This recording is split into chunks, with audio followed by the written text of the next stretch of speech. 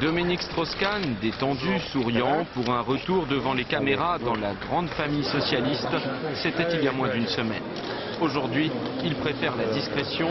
Ni l'ancien ministre, ni ses avocats ne souhaitent commenter publiquement l'annonce d'une nouvelle mise en examen, cette fois dans l'affaire Elle.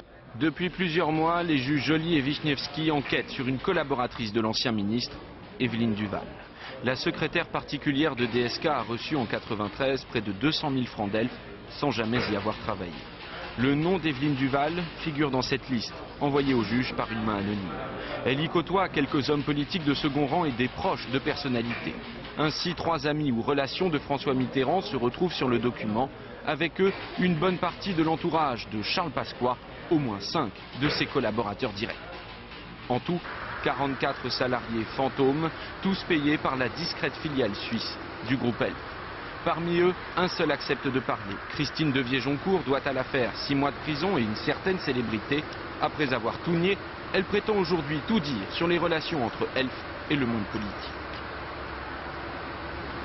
L'affaire Elf, c'est le procès improbable des institutions de la 5e, puisque Elf Aquitaine, je l'ai déjà dit souvent, a été créée pour justement financer le...